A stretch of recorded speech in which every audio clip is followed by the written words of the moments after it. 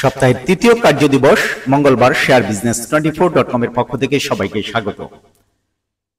আজও কিন্তু পুঁজিবাজারে বেশ ঊর্ধ্বমুখী প্রবণতায় লেনদেন হয়েছে, তবে আগের কার্য দিবস থেকে বেশ কিছুটা লেনদেনের পরিমাণ কমে গেছে।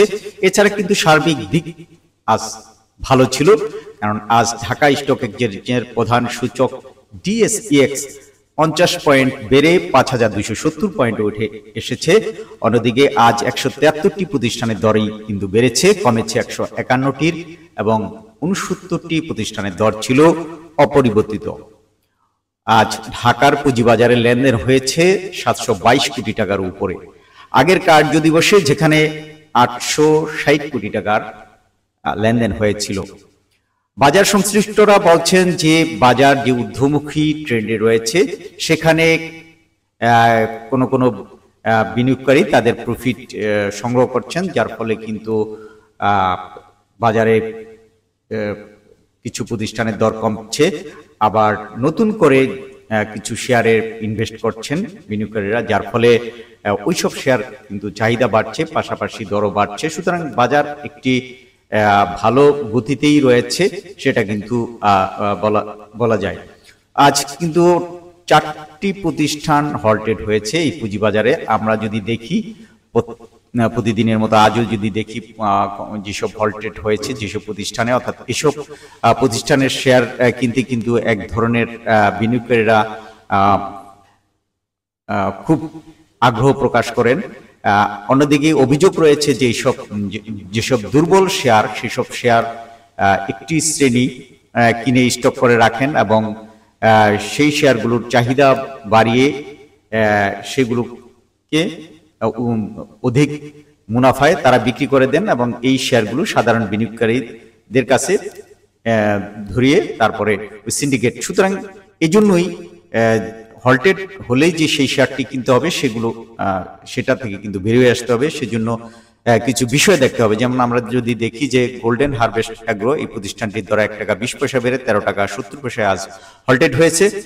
তবে এই প্রতিষ্ঠান কিন্তু একটি লোকসানি প্রতিষ্ঠান। দেখেন সর্বশেষ যে প্রান্তিক, সেখানে কিন্তু 43 পয়সা করে শেয়ার প্রতি লোকসান করেছে এবং টি রেশিও কিন্তু নেগেটিভ, অর্থাৎ -31.86। যদি আমরা কোনো শেয়ার ঝুঁকিপূর্ণ কিনা সেটা পি রেশিওর মাধ্যমে ধরি, তাহলে কিন্তু এটা ঝুঁকিপূর্ণ শেয়ার বলা যায় পি রেশিও অনুযায়ী। অন্যদিকে এই প্রতিষ্ঠানটি গত 6 মাস যাবত কিন্তু পজিটিভ রিটার্ন দিয়ে আসছে, অর্থাৎ এখানে প্রশ্নবিদ্ধ যে লোকসানি একটি প্রতিষ্ঠান, তারপরে তাদের অন্যান্য বিষয় যেমন পি রেশিও এগুলো নেগেটিভ। অবশ্য এনএভি রয়েছে 12 টাকা 50 পয়সা। সেই হিসেবে প্রতিষ্ঠানটি কি কারণে বাড়ছে এখনো পর্যন্ত কিন্তু অজানা।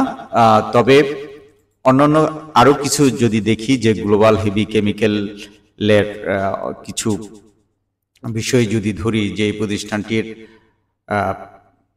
উদ্যোক্তা পরিচালকদের কাছে 68.60% শেয়ার রয়েছে, ইনস্টিটিউটের কাছে রয়েছে 10.90% এবং সাধারণ বিনিয়োগকারীদের কাছে কিন্তু 20.50% শেয়ার রয়েছে।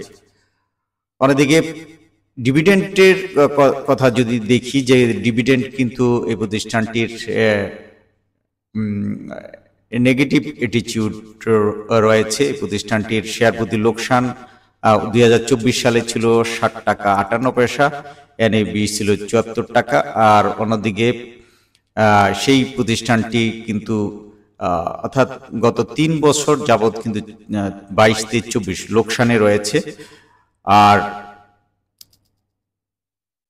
খবর যদি দেখি, যে 2025 সালের 28 মে একটি তাদের ঘোষণা ছিল। এছাড়া অন্যান্য তথ্য কিন্তু অনেকটা নেগেটিভই রয়েছে, যেমন নেট প্রফিট প্রতিষ্ঠানটির -78 প্রথম যে কোয়ার্টার, সেই কোয়ার্টারে 78.88।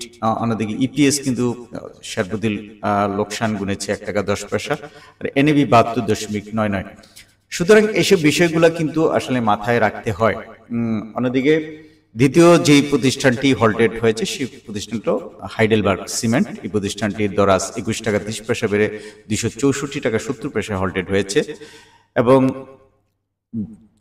এই প্রতিষ্ঠানটি কিন্তু গত 26 মে প্রতিষ্ঠানটির দর ছিল 198 টাকা 40 পয়সা, সেখান থেকে কিন্তু পজিটিভ মুভমেন্টে ফিরে এখন কিন্তু 264 টাকায় 70 পয়সা দাঁড়িয়েছে। অন্যদিকে এই প্রতিষ্ঠানটির গত যদি 13 এপ্রিল দেখি দর ছিল 297 টাকা, সুতরাং 64 টাকায় পৌঁছেছে, অর্থাৎ সর্বোচ্চ দরে যদি বলি এখনো সর্বোচ্চ দরে এখনো পৌঁছেনি শেয়ারটি। অন্যদিকে হাইডেলবার্গ একটি অবশ্যই ফান্ডামেন্টালি প্রতিষ্ঠান, কারণ শেয়ার প্রতি আয় করেছে প্রতিষ্ঠানটির 13 টাকা 92 পয়সা। পি রেশিও কিন্তু ঝুঁকি মুক্তই বলা যায় 19.02। এক বছর আগে যেখানে -9% নেগেটিভ রিটার্ন দিয়েছে, সেখানে কিন্তু গত 6 মাস থেকে পজিটিভ হয়েছে, যদিও মাঝখানে 3 মাস নেগেটিভ ছিল, তারপরে কিন্তু গত 1 মাস যাবত কিন্তু পজিটিভ ট্রেন্ডে রয়েছে।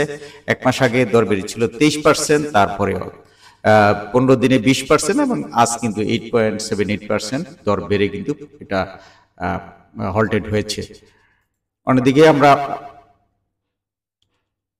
এই শেয়ারটি সম্পর্কে যদি দেখি অন্য কোনো তথ্য আছে কিনা, আরেকটি সিরামিক হল্টেড হয়েছে সেই প্রতিষ্ঠানটির দর আজ 2 টাকা বেড়ে 22 টাকা 90 পয়সায় দাঁড়িয়েছে। এবং এই প্রতিষ্ঠানটির একটি খবর ছিল যে প্রতিষ্ঠানটি জেড ক্যাটাগরি থেকে এ ক্যাটাগরিতে উন্নীত হয়েছে। এই খবরেই কিন্তু এই প্রতিষ্ঠানটির দরে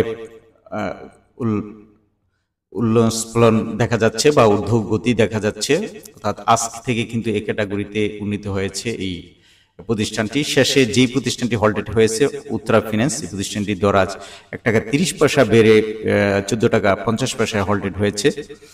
এবং এই প্রতিষ্ঠানটির উদ্যোক্তাদের কাছে শেয়ার রয়েছে 44.44, বিদেশিদের কাছে কিন্তু 7.82 এবং সাধারণ বিনিয়োগকারীদের কাছে 15.32 এবং প্রাতিষ্ঠানিক বিনিয়োগকারীদের কাছে বড় একটি শেয়ার রয়েছে 32.42।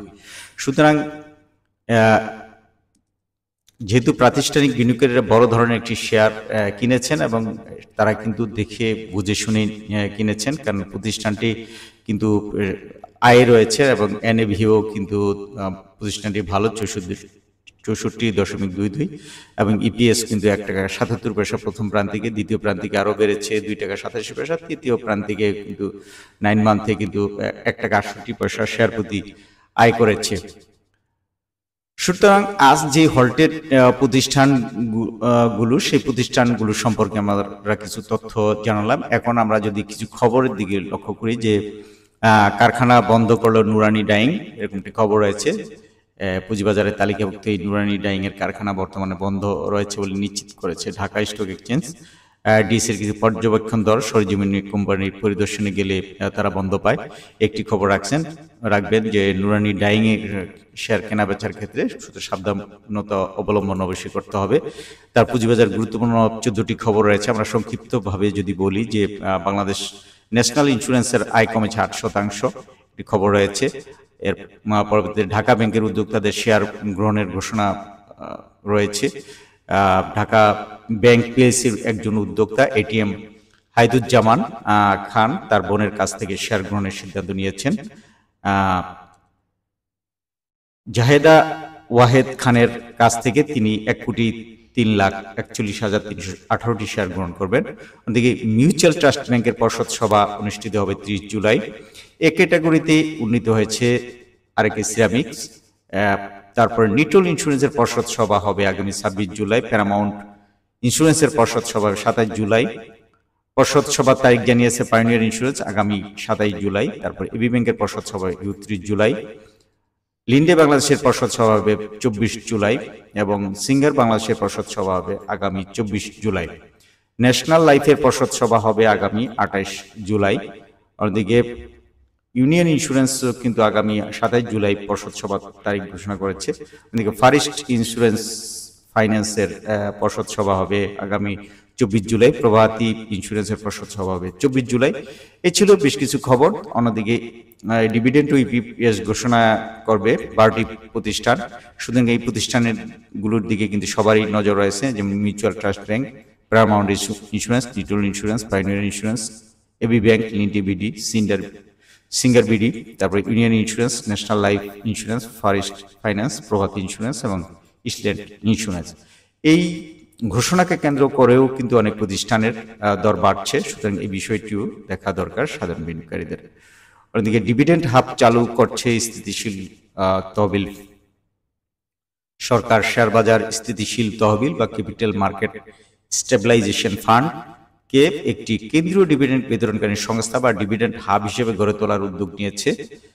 এই লক্ষ্যে অর্জনে প্রতিষ্ঠানটির আইনি ভিত্তি শক্তিশালী করা এবং কার্য পরিধি বাড়ানোর প্রক্রিয়া চলছে, একটি খবর রয়েছে। অন্যদিকে বন্ড নয়, এবার পূর্ণ শরিয়া ভিত্তিক শেয়ার বাজারের দিকে নজর দিয়েছে বিএসইসি। এই জন্য রবিবার বিএসইসি কর্তৃক গঠিত শরিয়া অ্যাডভাইজরি কাউন্সিলের সদস্য মনোনয়ন সংক্রান্ত প্রথম বৈঠক অনুষ্ঠিত হয়েছে। অন্যদিকে জেট থেকে ক্যাটাগরিতে শেয়ার হস্তান্তর হয়েছে, এই যে আরেকে সিরামিকের, সেই খবরটি জানা গেছে। এখন এই ছিল পুঁজিবাজারের আজকে সার্বিক তথ্য। সবাইকে অসংখ্য ধন্যবাদ জানিয়ে আজকের আলোচনা এখানে শেষ।